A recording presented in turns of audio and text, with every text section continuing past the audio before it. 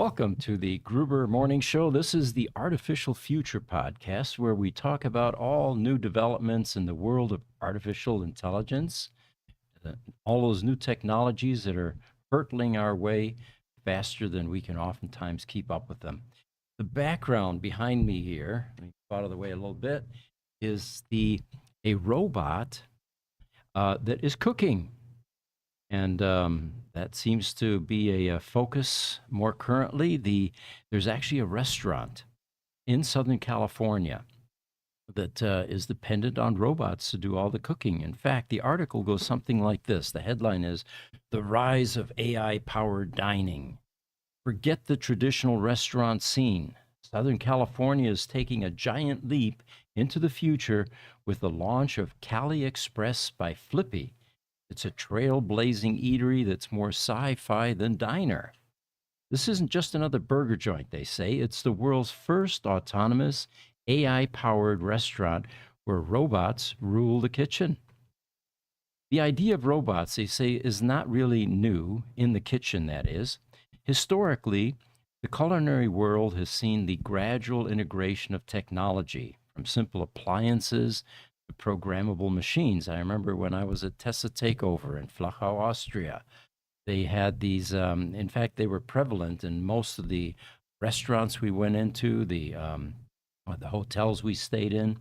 They had these really cool coffee machines, completely autonomous.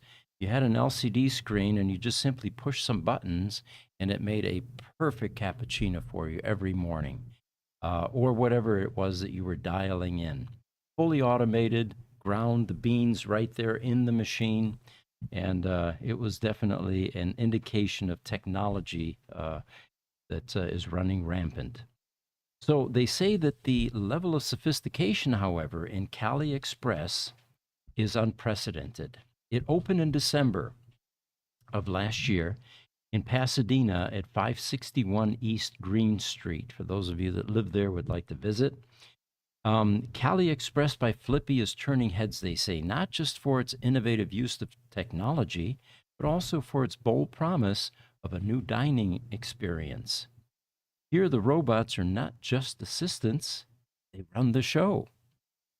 Engineered by Miso Robotics, MISO, which are pioneers in the AI driven kitchen solutions, the robot chefs are more than just mechanical arms. Partnering with Cali Group and Pop ID, a biometric payment company, the team has created a space where technology isn't just an add on, it's the main attraction. So each robot here is programmed to perform complex tasks, from flipping burgers to frying fries, all tailored to individual orders. The AI system learns and adapts, ensuring that each meal is prepared to perfection. This place is part dining and part tech exhibition, they say. We've got a picture here we can throw up, Jesse. Why don't we start with Miso Robotics Flippy? And what we're going to see here is a mechanical arm that's actually flipping the burgers. There we go. You might have expected a humanoid looking robot at this point, but it seems like this is a more efficient way for them to insert robotics into kitchens. There's another one here, which is Robot Dash 2. I think what we're going to see here is what could be a potentially dangerous task, which is making French fries around hot oil. And there it looks like, those don't look like French fries though, do they? That kind of looks like chicken wings to me. But anyway, you get the idea. They have robotic arms that are actually handling the food cooking and processing. Now, they say the aim here is to create the most autonomous restaurant in the world. Meanwhile, a small staff that's working alongside the robots um, is working on efficiency and safety, which is significantly enhanced now, and productivity, of course, because we've got more hands involved. Um, this eatery is a catalyst for change, they say. It's stimulating local job creation, not in traditional roles, but in tech-focused positions. I suppose if you're a robot and you've signed up with a placement agency, this would be one of the places that they might refer you to. Um, they say that as a unique attraction, it's drawing visitors from beyond Pasadena, boosting local tourism and businesses. It also is a learning hub inspiring students and entrepreneurs interested in the intersection of technology and hospitality. Now, I have a few concerns here. I'm kind of a germaphobe, not to the point where it's disabling, but I'm definitely concerned about cleanliness when it comes to my food choices. One of the concerns that I would have here is, can these robots smell spoiled food? That seems to be a human gift. Um, what if there's an ant crawling or a fly entering the ground beef? Can it see it? Can it see potentially maggots in the meat if the food is spoiled and then react? So, anyway, those are just concerns that someone like me might have, letting robots doing the cooking. It looks like we've got some people chiming in now. YouTube, Bernard Homan. Saludos desde un Cancún inundado. In English, greetings from the flooded Cancun. Welcome. Thanks for joining us, Bernard. Our granddaughter, the 21-month-old, who's being raised by bilingual parents. My son speaks some German. His girlfriend is from Mexico. And the other day, my wife picked up little Madeline, who's 21 months old, and she gets in the car and she says, Vamos a la casa, which we found out later means, I'm going home. So, anyway, we're forced into learning yet another language. Instagram, DJVIP510 says, I'm tapped in. How y'all doing today? Well, we're doing good. You guys doing good back there, the social media team? Yeah, definitely. Doing good. Yep. Doing good. Good. All right. So the future implications of robots or robotics in kitchens are that a commitment to sustainability, of course, and the precision cooking and portion control that's made possible by AI, they feel will significantly cut down on food waste, which costs America's restaurant industry $162 billion every year. Energy efficient robotic systems, they say, mean smaller carbon footprints. This is a blueprint for a more sustainable, waste conscious restaurant industry. So they say that for this and more reasons, Cali Express by Flippy isn't just a local novelty. I think we have a picture of it here, guys. Oh, I didn't put that in there. Okay, never mind. You can Google it and look it up, Cali Express by Flippy, and you can see the storefront and all of that. They say that it's a model for global potential. This technology, if adopted more widely, could transform the global culinary landscape from quick service restaurants to fine dining. The implications are vast. The shift also reflects a broader trend in technology's role in our lives, moving from supportive to central. So if you're interested, it is in Pasadena, California, and you can go have a robot or robots making your meals there. There is another restaurant that we reported on some time ago where the servers were actually robots and the bus function were robots. A robot, kind of humanoid looking with a tray, would roll out into the patronage area and deliver your drink or your food. So it looks like AI is beginning to penetrate some things that are going to be fun to watch evolve. All right, here's an interesting article. This is from Business Insider. Sam Altman says doing psychedelics during a weekend retreat in Mexico changed his life.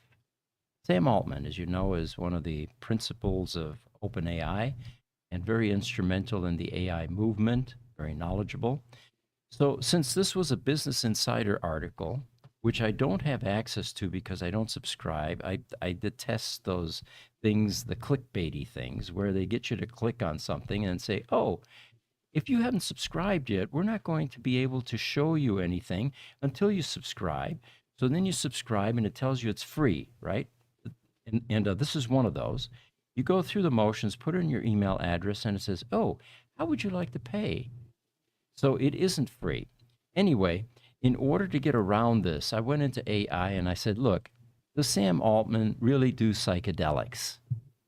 Well, ChatGPT, both O1 and ChatGPT 4 and ChatGPT 4 Mini, they all knew nothing about this. They said, we don't know, in so many words.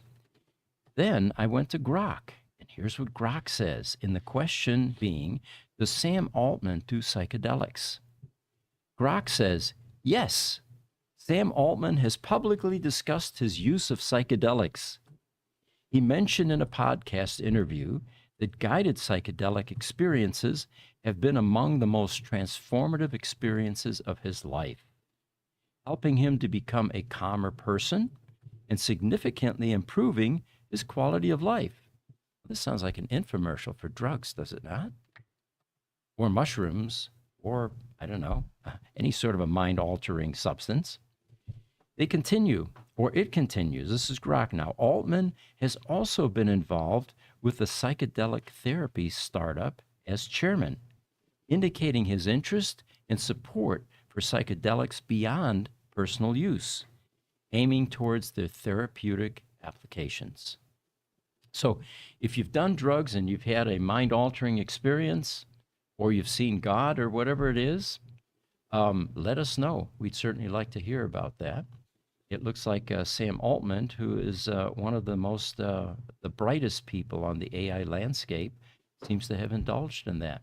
YouTube, Kingdom of Vinland, has joined us. He says, Pete, I noticed in your rant about fossil fuels and renewables, you never mentioned nuclear energy. I think nuclear fission is our best clean energy option for now. I'm going to defer to Jesse on this one because he has a passion for a particular type of nuclear energy. Yeah, we're still a little ways out from fusion. Fission is definitely better than fossil fuel, though. We just got to manage the waste because there's a decent amount of waste that kind of gets mismanaged in nuclear currently. Mm-hmm. Well, thank you for watching that particular rant. For those of you unfamiliar, on our YouTube channel, Gruber Motors, I once in a while get a inclination to do a rant on a topic, and they kind of come in the middle of the night. It's inspiration. I mean, literally, sometimes at 1:30 in the morning, 1:30 a.m., I will wake up and say, now that would be a cool video. What I used to do is go back to sleep and say, well, I'll remember in the morning, and I don't. So what I do now is I get up, I cave into it, I go to the computer, and I will put a script together. And oftentimes with the help of AI, which is able to do fact checking and add dimension to these rants. So if you like this sort of thing, there are a bunch of them out there. In fact, Aaron is getting ready to post some clips from our podcasts, the EV podcasts particularly. And there's some fun ones, like the one that starts off with Ferrari is saying that they're not going to allow their employees to buy their cars because they're going to reserve them for customers. And my rant starts off with something like, all right, that line worker, I doubt is going to be able to afford that $3.4 million LaFerrari. And if he did, he probably wouldn't be working there at Ferrari as a line worker. So it's those types of clips that we take out of the rants or out of the podcasts to create into rants. Facebook, Sahil Dingra says, who are you? That's a profound philosophical question that can chase us down many rabbit holes. But the simple answer is, on the surface, I am Pete Gruber, CEO of the Gruber Companies here in Phoenix, Arizona. And we do a number of different podcasts, Sahil. This is the AI podcast. We also do Tuesday mornings an EV podcast at 10 a.m. And at 11 o'clock, we do a Tesla Roadster podcast. And then another team comes in Thursdays, and they do a Com product podcast, which is one of our other divisions that makes products for data centers, fiber optic cables, even network furniture like racks and shelves and cable management panels. And then Friday morning, we have the Gruber Power Services team, which is a group that services critical power equipment all over the United States in data centers again.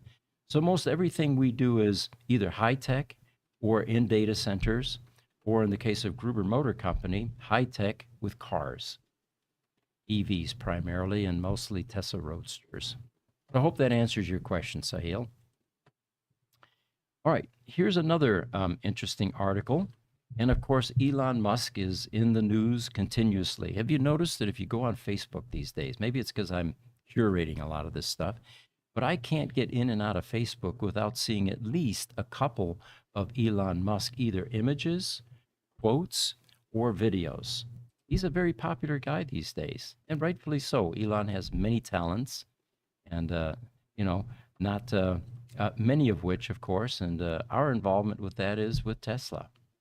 So Elon says artificial intelligence will take over in 5 years.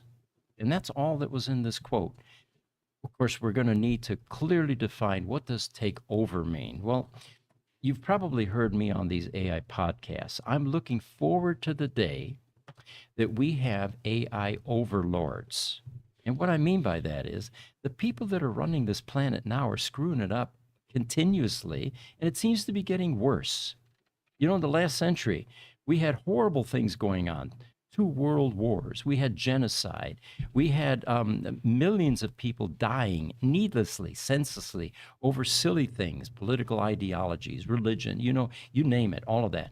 And I thought for sure that once we went into this century, we had learned our lessons. We're not going to repeat that. But guess what? Here we go. We're doing it again. And it keeps on intensifying. First, it was Russia going into Ukraine. Now it's the Israeli Hamas conflict, which is now becoming even broader with Hezbollah involved and the other, the other Muslim communities. I'm looking forward to the day that something more intelligent than us begins to run things. In a nutshell, that's what I'm looking forward to. So Elon saying AI will take over in 5 years. Good God, I hope so. I'm looking forward to it.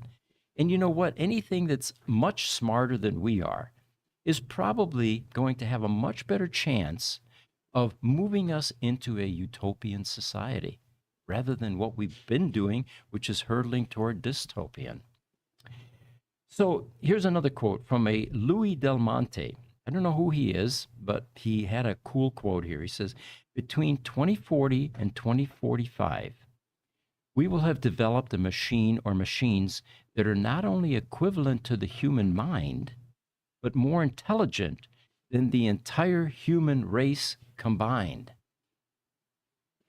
The projections I've heard is not just the current level of intelligence, but the entire history of mankind and how intelligence has evolved over the ages. Dave Waters, he gets quoted a lot. He says, think about all the personal information that is in your phone and in social media.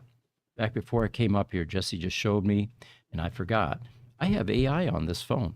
I can actually talk to ChatGPT-4. And instead of Siri, I'm probably going to get, some more sophisticated answers to my queries. He says, this is Dave Waters again, he says, have you wondered if artificial intelligence is using that information to manipulate you? He's talking about the phone now. Wonder no more, AI is doing exactly that. And for those of you curious about that, again, I mentioned Facebook earlier, I tend to get things streaming to me that I'm interested in. And if I suddenly look up a certain particular item that I'm interested in purchasing, suddenly there's all kinds of information coming my way because an algorithm somewhere recognized that that's a level of interest for me. TikTok, SDAAF gadfly. Okay. Soros will supply us with illegals. We don't need AI. Get on the Harris and Soros train. We will have all the illegals we need without AI. Well, there's an interesting opinion. TikTok, Bonnie Felty, zero. Elon doesn't have talents. He's brilliant. There's a difference. A singer has talent. Okay, we'll go with that. And then a final quote from Elon Musk. He says, just the nature of the AI that they're building is one that crushes all humans at all games. All right, got a picture to throw up here. Jesse, if we can throw up 587. And this topic is regarding smart rings. The smart ring usage, of course, is a potential augmentation comparable to the cell phone that we've now begun to rely on, which is turning us into a cyborg, by the way. I don't think anyone doubts that anymore. Just before the show, Jesse was showing me his Apple Watch, and he was showing me all the biometrics that are available on the Apple Watch. I pointed out that maybe a ring is a bit more convenient because, you can do more things with it. I'm not sure that people enjoy sleeping with a watch. Some do, some don't, but a ring certainly would be less obtrusive. So they say that the use of smart rings is increasing as more people opt for fitness accessories in their daily routines. My wife gets up every morning, got an iPhone. She has a little bag that she carries. It's a shoulder strap bag, and her phone is in it. She's very focused on how many steps has she taken that day, how much physical exercise has she gotten. So the phone provides the feedback necessary for that. And as they point out in this article, these devices help track physical and mental well-being and provide a trendy style for self-grooming. Advancements in AI and IoT are expected to drive this trend even further. Well, a potential future wearable that Apple could release is the Apple Ring. As a smart ring that could provide both biometric sensing for health tracking, as well as gesture recognition, and even control of other Apple devices. Or extend that even further, control of the key lock systems on your house or your car. The smart ring, they say, would be an alternative to the Apple Watch. Highly successful, by the way. Long rumored with extensive patent history. Health tracking is also rumored and potentially capable of controlling other hardware. Now, the reason that we say rumor is because Apple has not released this product yet. Other companies have, however, and there's some competition. We'll talk about that in a moment. An Apple Ring, and they don't know what to call it yet, by the way. We're calling it Apple Ring, or in this article, may be in development thanks to considerable success with the Apple Watch. Both, ideally, are wearable and provide users with health tracking functionality without necessarily reaching for their iPhone. Now, while it's convenient to have all this data available on your wrist whenever you need it with the watch, not everyone wants to wear a watch all the time. Some people may prefer to wear other timepieces for special occasions or not want to wear a watch at all.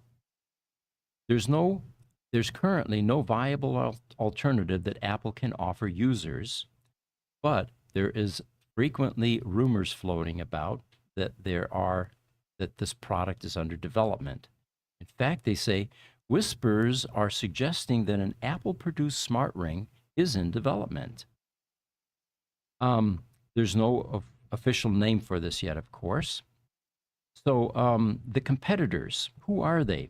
Well, they have, this is Apple, has two competitors.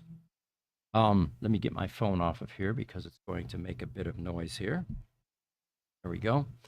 The competitors are Oura, O-U-R-A, and they launched their wearable smart ring in 2015.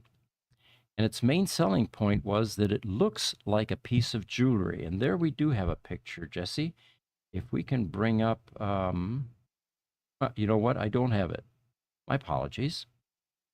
I've got to be a bit more thorough about my picture collection before the podcast.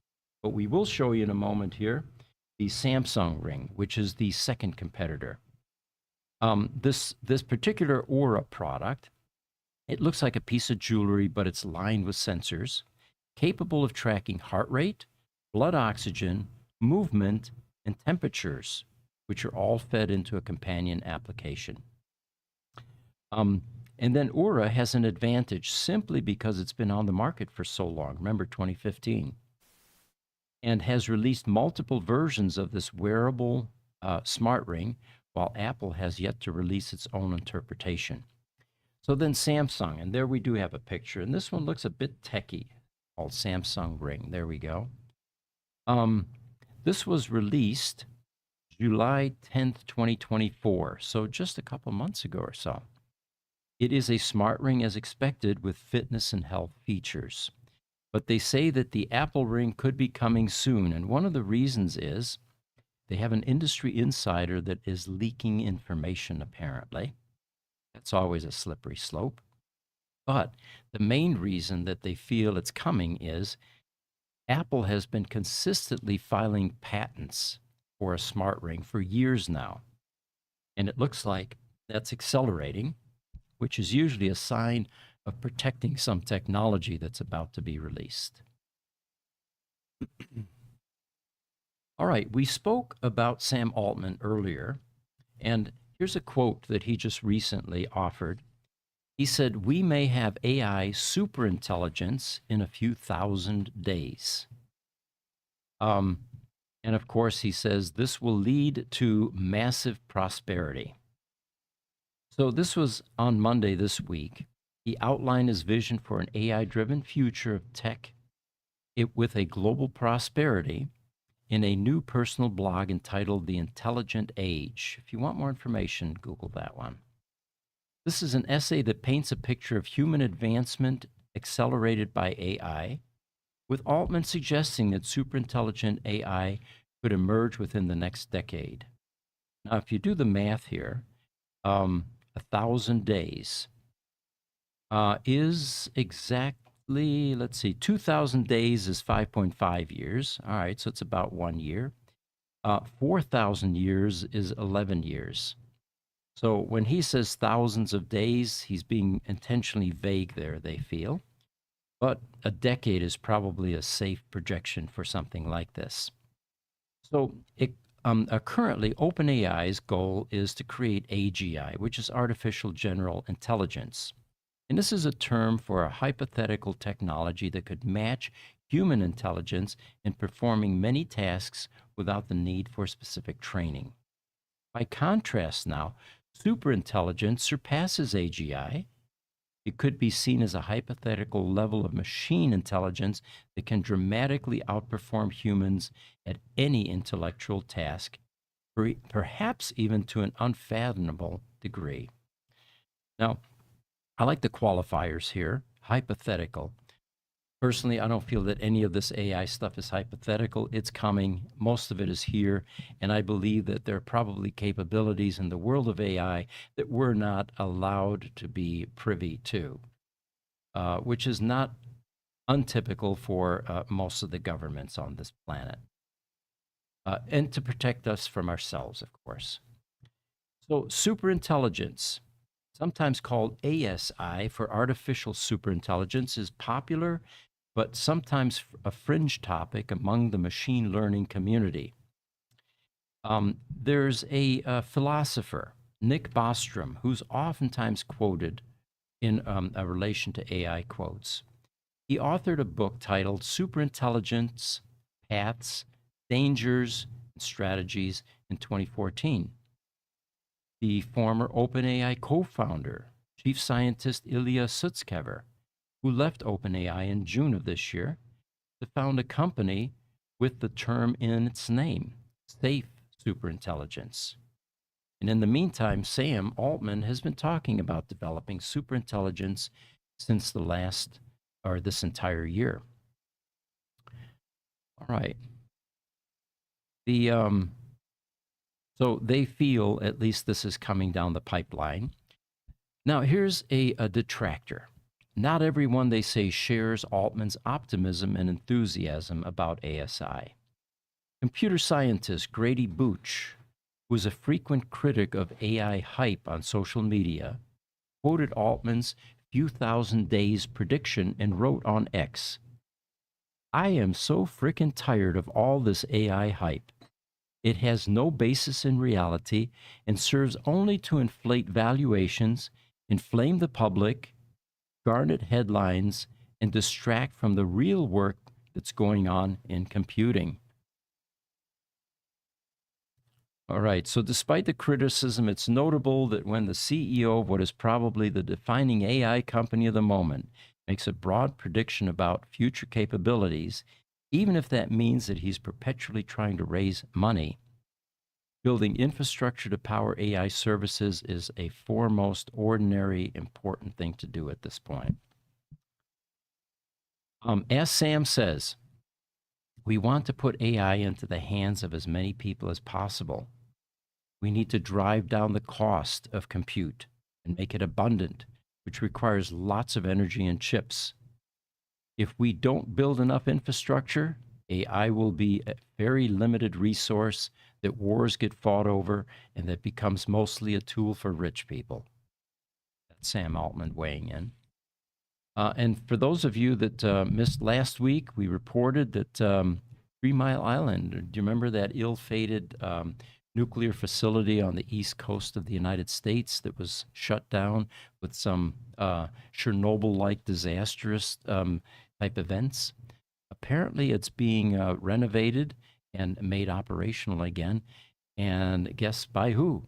Microsoft, who is buying 3 Mile Island, not because they want to get into the energy business and sell electricity, but because of the AI computing needs and the needs for data centers requiring enormous amounts of power and placing tremendous loads on infrastructure, on electrical grids. All right, well, we have reached the end of our podcast. We usually run these a half an hour. For those of you that chimed in, thank you for being there. And we'll be back next week with another edition of the Artificial Future Podcast. Thanks for joining us. I'm Pete Gruber.